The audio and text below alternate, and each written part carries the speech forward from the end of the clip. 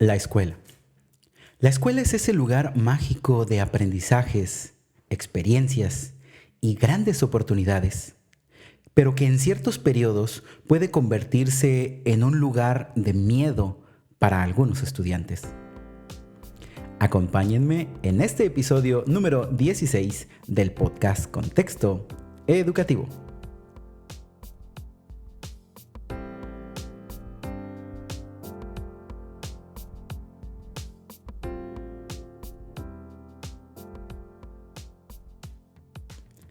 Hablar de evaluación, muchas veces asociamos este término con lo que son los exámenes.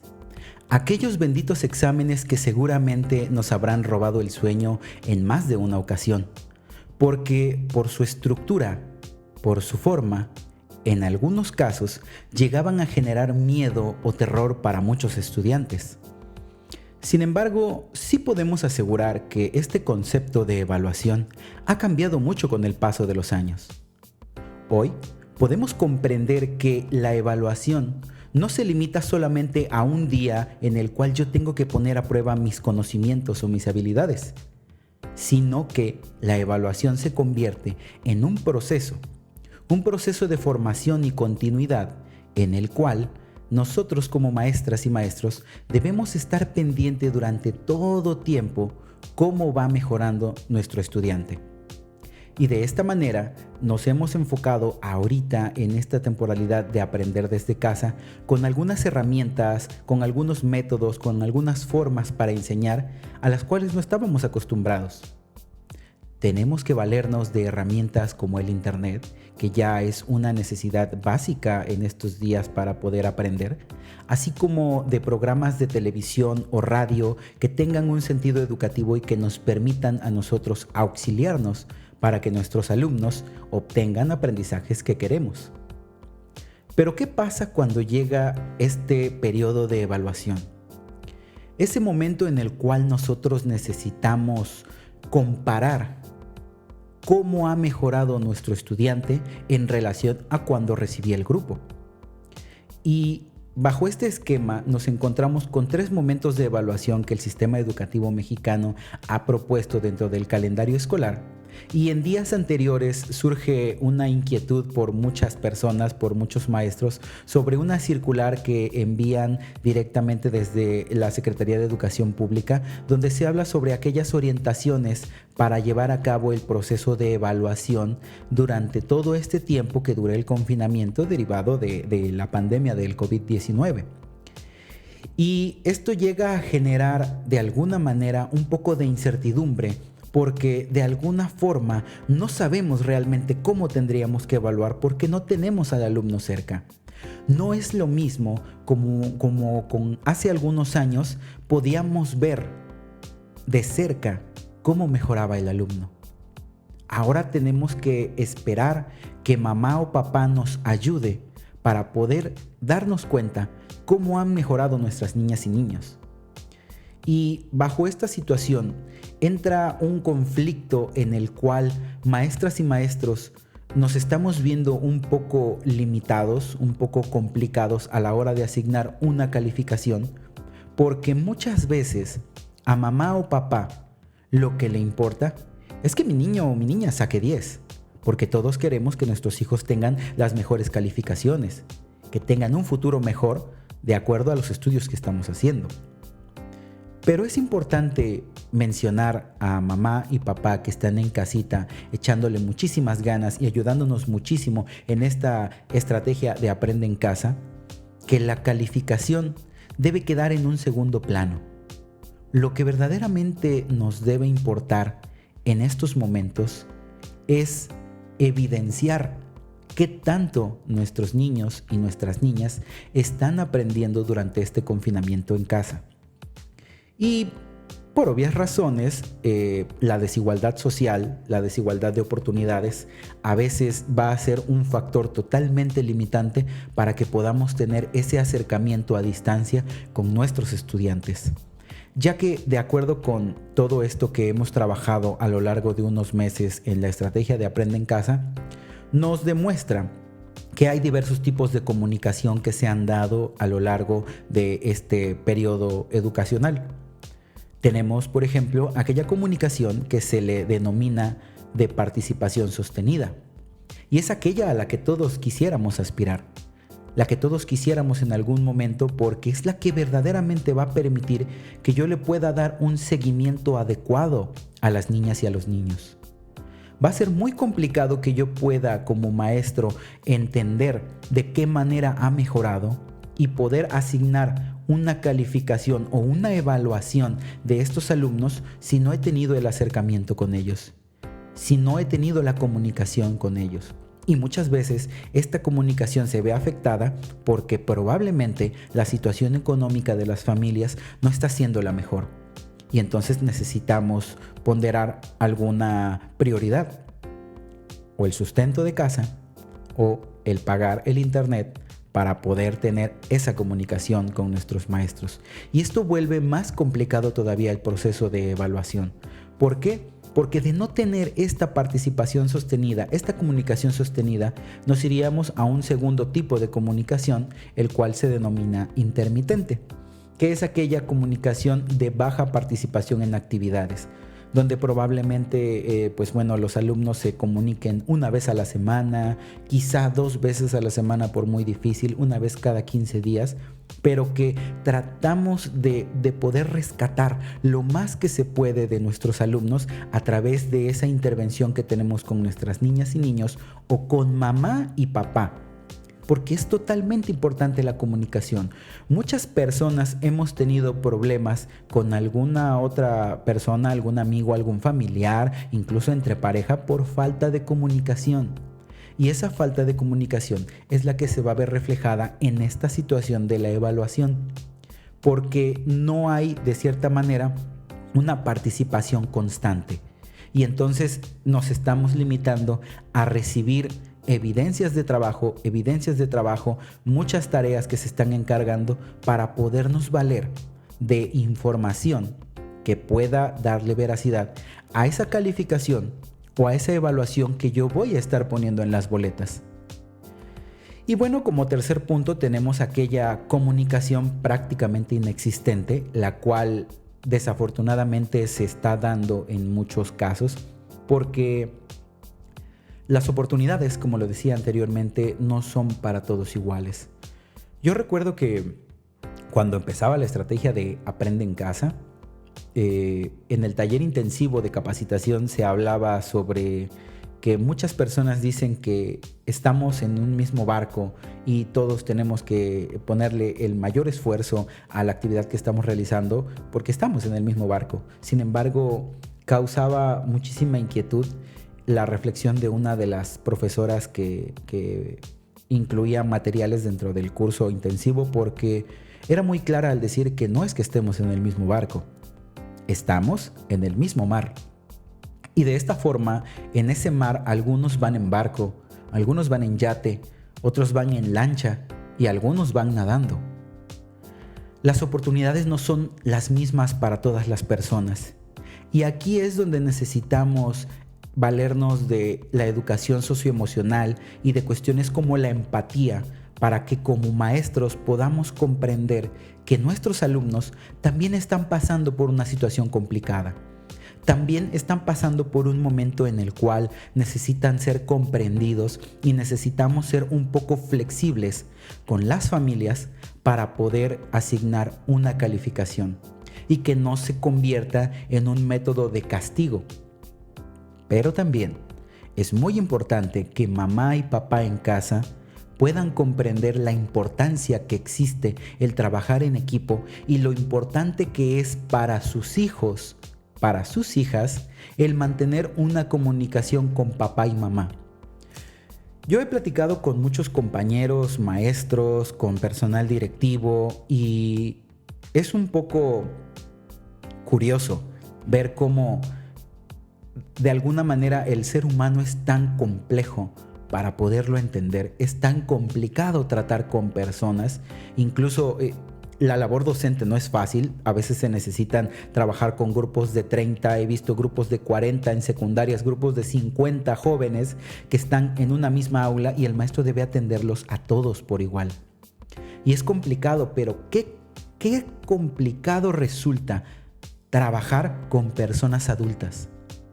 Porque a veces es muy difícil como adulto aceptar que te hagan ver los errores que tienes. Y entonces, desafortunadamente, esto causa un conflicto entre maestras, maestros, padres de familia, porque hay maestros que me consta, lo he visto, que están todos los días pegados frente a una computadora, trabajando con sus alumnos, dando la clase, preparando, planeando, y encima de eso, después de, no termina el trabajo ahí. Necesito evaluar. Necesito dar el seguimiento para ver cómo ha mejorado Juanito o Juanita dentro de mi clase. Y eso son horas extras de trabajo que nadie lo ve. Y mamá o papá a veces no comprendemos ese esfuerzo porque nos estamos enfocando en una educación en la cual hay que entregar solamente por cumplir con la maestra. Y hay casos en los que me he dado cuenta que muchos de los trabajos o tareas que encargan los maestros las terminan realizando mamá o papá en casa. Y felicito mucho el hecho de que apoyen a sus niños en las clases, porque necesitamos muchísimos más padres y madres de familia que estén preocupados por la educación de sus hijos. Pero también hacer un trabajo por sus hijos, lo único que va a producir es que nuestras niñas y niños no obtengan el aprendizaje que verdaderamente queremos. Entonces, de esta forma, los vamos a perjudicar a largo plazo. Fíjense qué curioso es esto, porque anda circulando un video en internet, en redes sociales, en el cual pues fue grabada una videoclase de una profesora de licenciatura, me parece que es de Baja California Sur, algo así me parece, no estoy seguro en ese dato. Pero qué curioso era que con jóvenes que están estudiando una licenciatura, la maestra tuviera que pasarse horas explicándoles a qué se refería poner la fuente bibliográfica de ese trabajo que estaban entregando, y que los jóvenes, encima de que pudieran con argumentos válidos justificar el por qué el trabajo estaba mal, terminaron enojándose. Y esto nos habla de un déficit en cuanto a materia educativa se refiere, porque a un nivel de licenciatura que no sepas lo que es una fuente bibliográfica o contextualmente a qué se refiere una fuente, es algo totalmente grave. Y si nos vamos años atrás, porque podremos decir, bueno, sí, es que eso ya está a nivel licenciatura, pero si nosotros no cimentamos las bases más básicas para lo que es la educación, entonces vamos a ir creciendo con ese déficit que poco a poco se va a ir haciendo más grande y más grande y más grande hasta que lleguemos a un nivel de licenciatura o más y haya cosas que no sabemos. Por eso es muy importante que mamás y papás apoyen en la educación desde casa, pero que también fomenten que nuestras niñas y niños sean los que estén realizando los trabajos en casa para poderlos entregar, y que nuestras maestras y maestros puedan de alguna manera dar el mejor seguimiento posible a esta estrategia de Aprende en Casa número 2, en la cual pues bueno, todos estamos haciendo un esfuerzo maravilloso. Mamá, papá, maestras, hay abuelitos que se han sumado a esta estrategia, que están haciendo un trabajo excelente. Nuestras maestras, maestros, personal directivo, de supervisión, técnicos pedagógicos, todos están tratando de alguna manera poder establecer los mejores mecanismos, tanto de comunicación e intervención, para llevar a cabo con éxito esta estrategia de Aprende en Casa número 2. Y bajo esta situación, pues bueno, el mismo documento nos habla sobre algunas orientaciones pedagógicas, las cuales debieran servir como elemento para poder establecer una evaluación a nuestras niñas y nuestros niños, de las cuales vamos a hablar detenidamente y analizar cada una de ellas. La primera es priorizar la evaluación formativa. Es necesario que comprendamos todos que este proceso de evaluación debe servir para ayudar y no para perjudicar. Muchas veces nos casamos con la idea de que la evaluación se remonta solamente a lo que nos va a permitir ver un examen, aquel número, por así decirlo, el cual va a reflejar cuánto sé en una escala de 0 a 10. Y si no sé mucho, entonces tengo 5 y repruebo, cuando este proceso de evaluación debe enfocarse en qué tanto he mejorado yo. ¿Qué tanto he mejorado en cuanto al nivel que yo tenía y el que tengo en este momento? Por eso es muy importante obtener información. Necesitamos establecer criterios de evaluación basados en información verídica y sustentable, la cual obtenemos gracias a la ayuda de madres y padres de familia. Pero ¿qué pasa en aquellos momentos cuando algunas madres o padres de familia no le brindan la importancia a este tipo de trabajos? Lo que va a suceder es que para maestras y maestros no va a haber una evidencia en la cual puedan basar un criterio para calificarlo. Y después, cuando vengan las boletas, seguramente a mamá o papá no le va a gustar esta situación de la calificación que tengan nuestras niñas y niños, pero también habla mucho de la responsabilidad que debemos tener desde casa. Porque de alguna manera necesitamos identificar y modificar ciertos aspectos.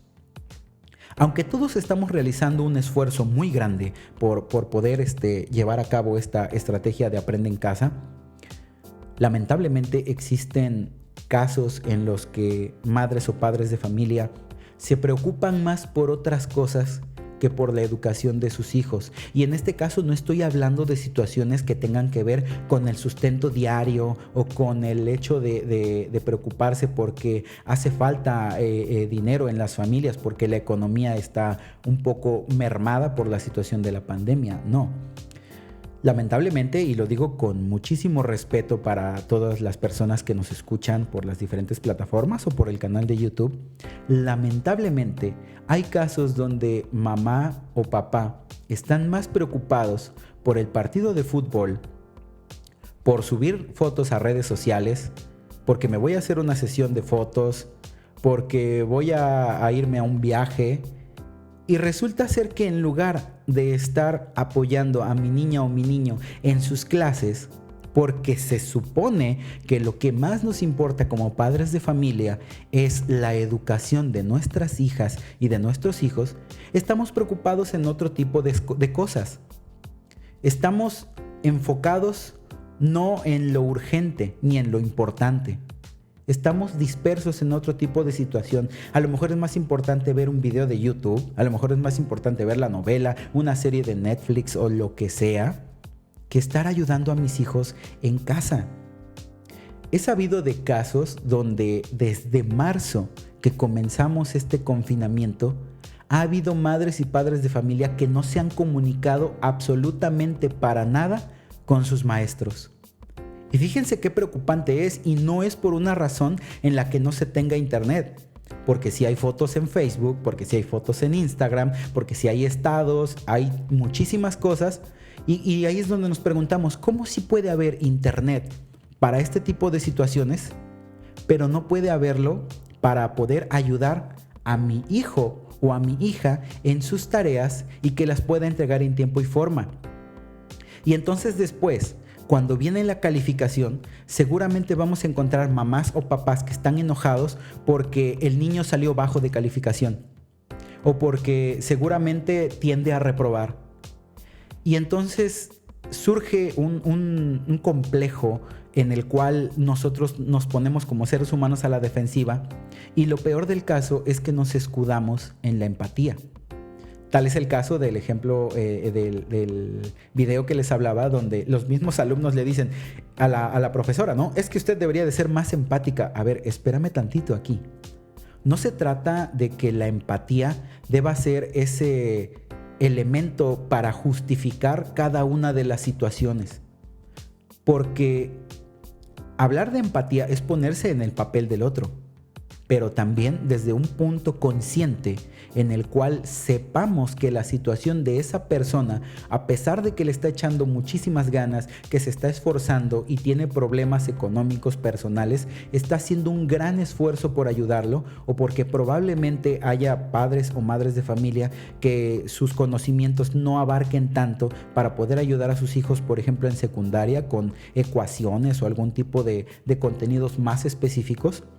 Y ahí es donde, como maestra y maestro, entra la situación de la empatía.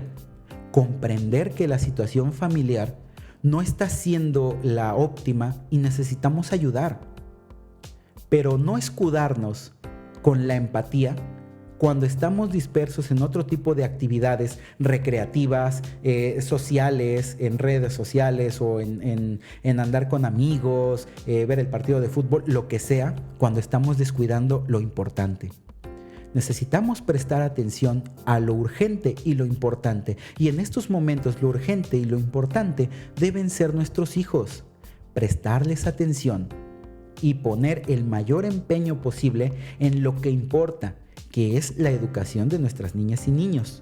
Y de esta manera no se genera una situación donde la calificación o la evaluación sea un método de presión.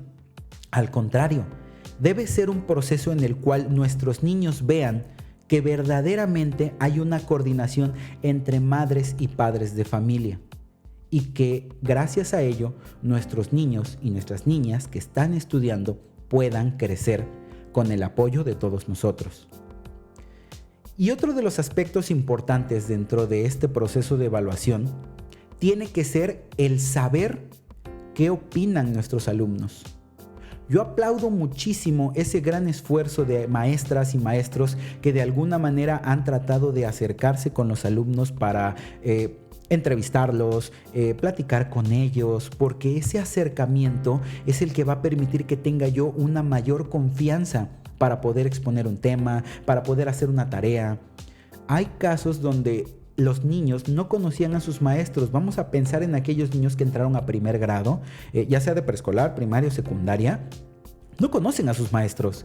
No saben quién es la persona que les está dando clases y les está encargando tareas y no los conocemos. Entonces hay casos donde algunos maestros, incluso con la mayor cantidad de medidas posibles en lo sanitario, se han acercado un poquito desde su auto a platicar con algunos de los niños en sus casitas, ver cómo están, si les hace falta algo. ¡Qué bueno! Eso es algo muy valioso y en lo cual madres y padres de familia debemos estar orgullosos de las maestras y maestros que tenemos. Porque saber qué opinan nuestros alumnos nos va a permitir a nosotros considerar la autoevaluación para saber cómo se sienten, para saber qué es lo que piensan. Lamentablemente hay casos donde alumnos y alumnas que están trabajando desde casa no le están pasando muy bien. Y volvemos a caer en la situación de la empatía, donde muchos maestros han sido testigos de algunas cuestiones que los alumnos han platicado, donde los niños han sentido esa confianza de poderle decir al maestro o a la maestra cómo se sienten en ese momento. Hace unos días, el lunes para ser preciso, en una plática en un grupo de profesionales de la educación, mencionaba una maestra con bastante sentimiento y bastante tristeza, mencionaba que uno de sus alumnos le había manifestado que estaba bastante triste, ¿no? Y le preguntaba al niño, ¿no? ¿Qué te pasa? ¿Cómo estás? A ver, prendan todo su cámara porque iban a tomar una foto de grupo y el niño no la quería tomar y le preguntaban, bueno, ¿por qué razón no prendes tu cámara? ¿Qué pasa? ¿Qué tienes, no? Y el niño decía, no me siento bien, maestra, y no puedo prender mi cámara porque en este momento mi papá le está pegando a mi mamá. Híjole, qué difícil, qué feo. Qué terrible es que muchas situaciones de adultos que a veces no sabemos resolver como personas mayores terminan mermando y complicando la vida de nuestras niñas y nuestros niños. Imagínense este pequeñito que está tomando clases con sus compañeros, que está viendo cómo todos dentro de la clase están riéndose, están divirtiéndose, están participando.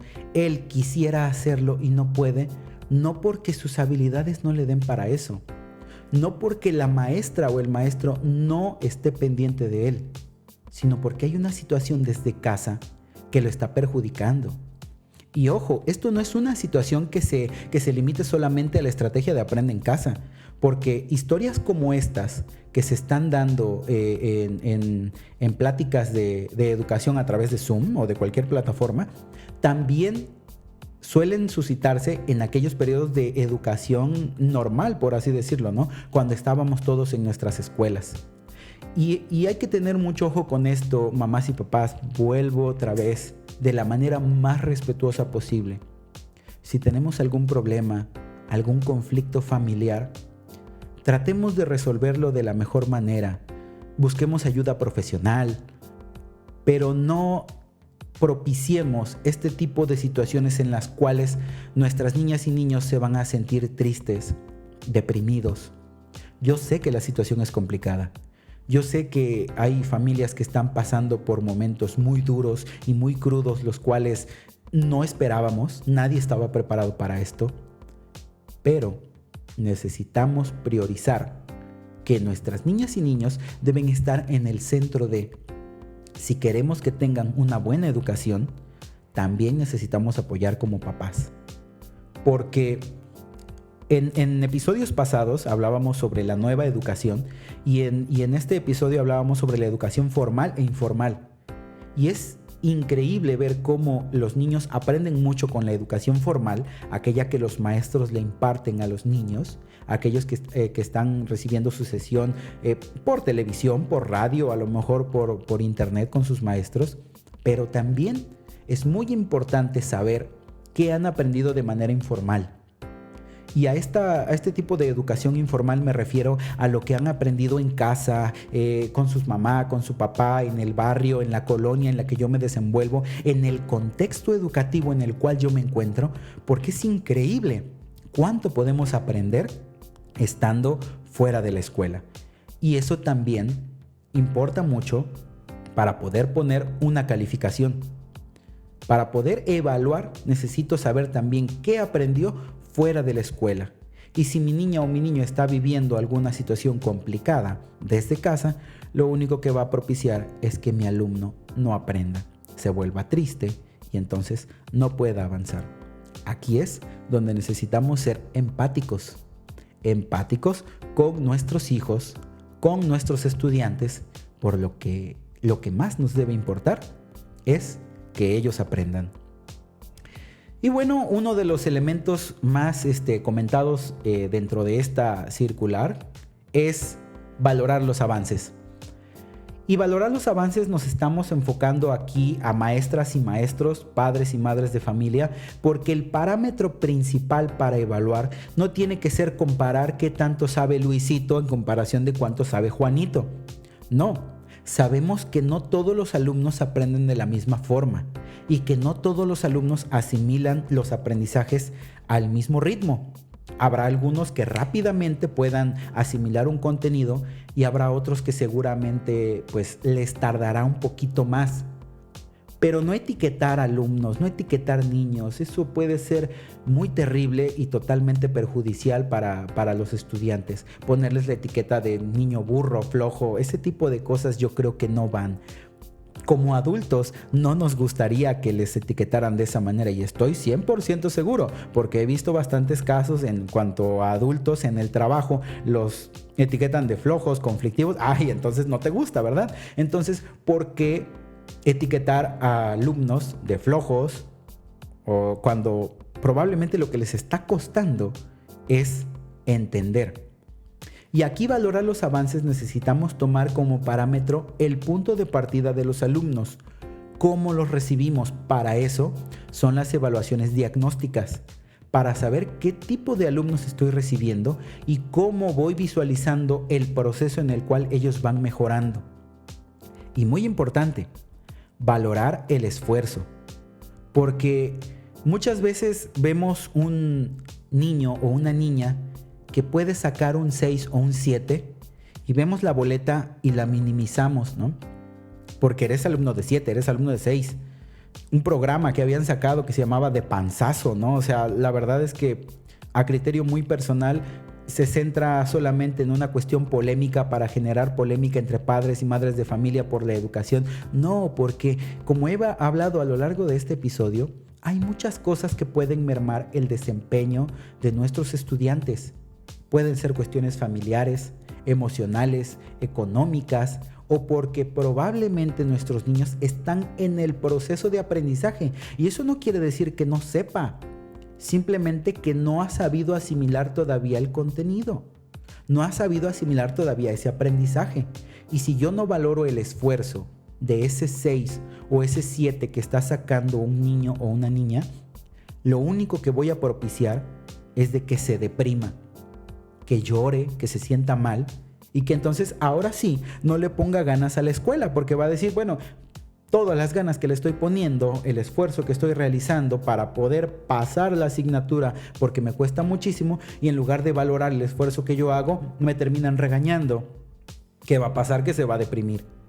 Porque muy pocas personas se ponen a pensar qué tanto tuvo que hacer o qué tanto tuvo que pasar Juanito o Juanita para poder lograr ese 6. Porque es probable que Juanito o Juanita fuera un alumno que no sabía absolutamente nada y que con esfuerzo y dedicación aprendió, y ese 6 significa un avance para él. Por eso es importante valorar el esfuerzo y considerar en qué condiciones se encuentra cada alumno, porque hay alumnos que presentan barreras para poder aprender. Como lo he mencionado, pueden ser barreras económicas, pueden ser barreras emocionales, pueden ser barreras físicas, no lo sabemos. Hay muchísimas barreras de aprendizaje en este momento con nuestros estudiantes. Pero si él o ella hace un gran esfuerzo, vamos a aplaudírselo. Vamos a valorar ese esfuerzo, que él sienta ese cobijo desde mi casa, con mi mamá, con mi papá, con mis hermanos, con mis maestros, con los directivos, y aplaudirle ese gran esfuerzo que está realizando, para que entonces podamos asignar una calificación teniendo información suficiente. No valernos a poner nada más porque es que no se ha conectado. O sea, aquí, ojo maestras y maestros, es muy importante que consideremos que si un alumno no se ha conectado, probablemente la culpa no es de él. Porque hay madres y padres de familia que están pasando momentos muy complicados y probablemente no tuvieron para poder pagar el internet. Esto es una realidad. Suena muy feo, es muy crudo decirlo, pero es una realidad. Y los alumnos son menores de edad. No siempre pueden tener una decisión propia. Se limitan a lo que pueda darles mamá o papá desde casa. Y es aquí donde necesitamos valorar el gran esfuerzo que hacen las familias, el gran esfuerzo que hacen los estudiantes por entregar un trabajo, por cumplir con una tarea, y que la evaluación sirva para mejorar, no para perjudicar el aprendizaje de nuestros estudiantes. Tiene que ser un elemento para ayudar, que las niñas y los niños, los jóvenes, entiendan a la evaluación como un proceso en el cual estoy viendo, y que cuando yo mire hacia atrás vea todo lo que he recorrido y lo que he aprendido hasta este momento y lo que me depara en un futuro para seguir aprendiendo. Esa tiene que ser la ideología de la evaluación que ahora debemos considerar. Mucho se generó por ahí de controversia, porque en aquellos casos donde la comunicación no es la mejor, pues bueno, se decía que las boletas tenemos que ponerle un guioncito y que posteriormente, cuando tengamos información, pues ya podremos evaluar al alumno de mejor manera. Yo creo que es una decisión inteligente. Yo creo que es una decisión buena, porque así como hay casos donde no tengo el acercamiento con los estudiantes porque mamá o papá no ha querido, con mucho respeto lo digo, no ha querido acercarse, también existen casos donde no hay la comunicación porque no se ha podido. Y aquí es donde entonces necesitamos entender como maestros cómo podemos ayudar, ¿cómo podemos mejorar? Ok, en este momento no te puedo asignar una calificación, no puedo evaluarte porque no tengo elementos. Quizá más adelante, cuando la situación mejore, lo pueda hacer. Y entonces evaluar de acuerdo a información que tenga, de acuerdo a datos que yo tenga y que puedan darle sustento a esa evaluación que yo quiero establecer de mis estudiantes, para que de alguna manera pues ellos también puedan sentirse apoyados, motivados, cobijados, acompañados durante todo este proceso. Yo sé que para todos es complicado, yo sé que ha sido difícil para todos, para nadie ha sido fácil estar encerrado en casa durante muchísimos meses, ya casi nos llega la Navidad y vamos a seguir en confinamiento, pero es importante que rescatemos los valores más nobles de la educación. Rescatar ese espíritu que llenaba de alegría las escuelas, ese espíritu que permitía a nosotros motivarnos para tener una clase, que lo hagamos también desde aquí, desde nuestras casas, a través de medios electrónicos, como podamos hacerlo, pero motivar a nuestros estudiantes para que de alguna manera sigan poniendo su mayor empeño. Y exhorto también a mamás y papás a que sigan haciendo ese esfuerzo maravilloso por ayudar y por apoyar a sus niñas y a sus niños desde casa. Me ha tocado ver casos en donde maestras o maestros, sus teléfonos están 24/7 activos, y entonces he platicado con algunos compañeros. Bueno, ¿tú qué haces? Bueno, ahorita estoy recibiendo trabajos a las 11 de la noche. Sí, es que mamá y papá del niño trabajan todo el día y entonces vienen llegando ahorita a su casa y están subiendo las tareas, me están mandando las tareas desde su celular que hizo su hijo en el transcurso del día. Es aplaudible esa labor que están haciendo mamás y papás, porque a pesar de la situación, de los problemas, están sacando adelante la educación de sus hijos, haciendo el mayor esfuerzo posible, y créanme que eso en un futuro sus hijos se los agradecerán como no se imaginan. De verdad que muchísimas felicidades por eso, y a las maestras y maestros que están echándole muchísimas ganas, darles una felicitación, enviarles un fuerte abrazo, porque gracias a ustedes y al trabajo en conjunto con los padres y madres de familia es que esta estrategia de Aprende en Casa será óptima, será exitosa, y nuestras niñas y niños aprenderán. Y estoy seguro que de todo esto, pues en algún momento no muy lejano, cuando podamos abrir las escuelas, cuando podamos vernos a los ojos, saludarnos, abrazarnos, será solamente un recuerdo del cual, pues bueno, hasta nos podremos reír. Y eso ha sido todo, amigas y amigos. Espero que este episodio haya sido de gran ayuda para todos ustedes y que sigamos construyendo juntos una gran red de aprendizaje para que nuestras niñas y nuestros niños aprendan de la mejor manera. Me despido de ustedes enviándoles un fuerte abrazo, y recuerda aprovechar todas las oportunidades que tu contexto te está brindando. Abre tus ojos y tu mente a nuevas posibilidades y aprende de ti y de tu entorno. Nos vemos pronto.